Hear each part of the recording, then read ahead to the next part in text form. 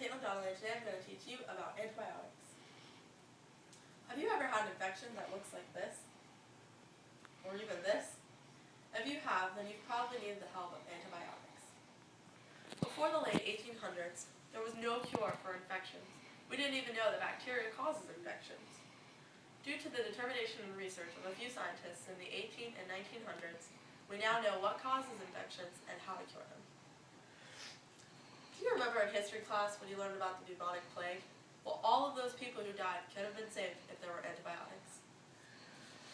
According to dictionary.com, antibiotics are medicine that inhibit the growth of and destroys microorganisms. This means that the antibiotics find the bacteria and then destroy them.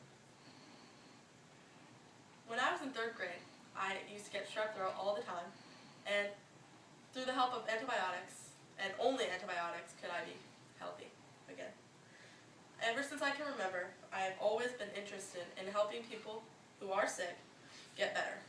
I have studied biology and health sciences since I was a freshman in high school, and I am continuing my education at Valencia. Today, I will tell you the answer to these questions. What is the history behind antibiotics? What are antibiotics? How do they work? And even, how are they being used today? Ever since ancient times, people have sought out remedies for ill people. Their chances of dying back then were very high.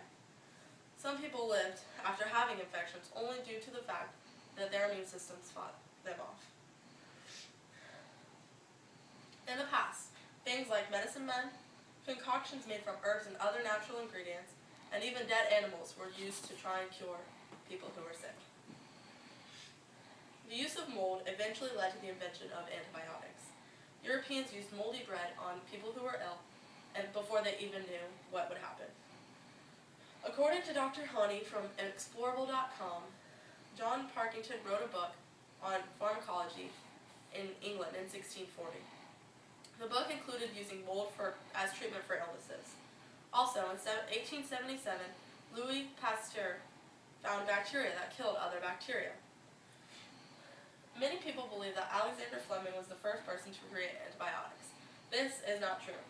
Ernest Duhens invented penicillin in 1879, but he did not receive credit for this because the scientific community ignored his findings.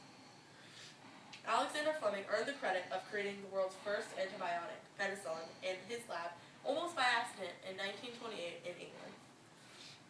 From there, it became widely spread. It emerged during World War II, and it was used to treat infections on battle wounds from the soldiers. This really helped in the war. As you can tell, we won.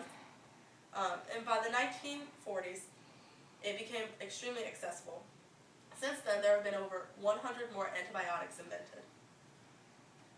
Like I said previously, antibiotics are medicine that inhibit the growth of or destroy microorganisms. The word comes, stated in an article from healthychildren.org, the word comes from Greek, meaning against life or against microorganisms. There are many different kinds of antibiotics, including penicillin, sulfonamides, tetracyclines, and macrolides.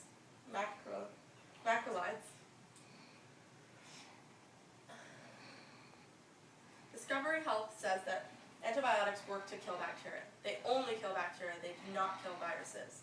Viruses are not living, but bacteria are, and that's why. Selective poison is when an antibiotic finds a bacteria in your body that's causing infection and then works to kill it. Antibiotics can work in one of two ways. There are bactericidal antibiotics that kill bacteria in general, and an example of this kind of antibiotic is penicillin. And then there are bacteriostatic antibiotics that work to kill the bacteria and they stop them from multiplying. So they usually do this in the reproductive stage of creation. And those are tetracyclines and macrolides. So how are antibiotics being used today?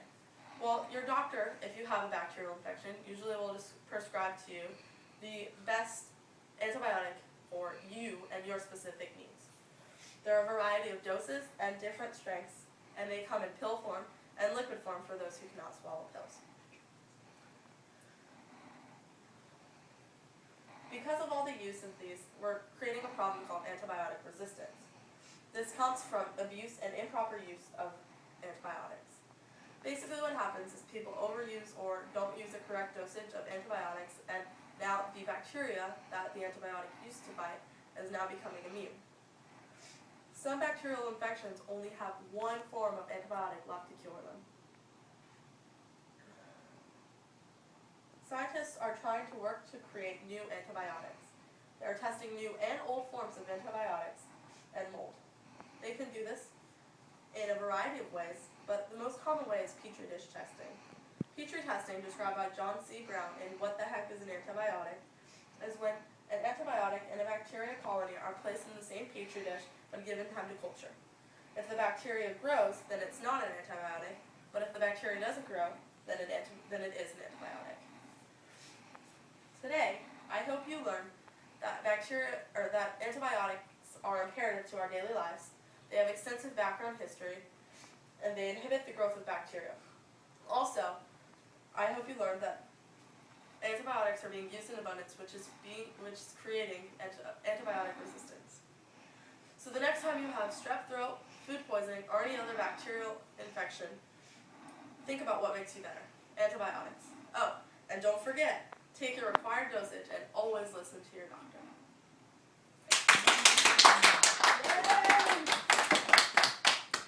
Good job. Good job. Yeah. That's great.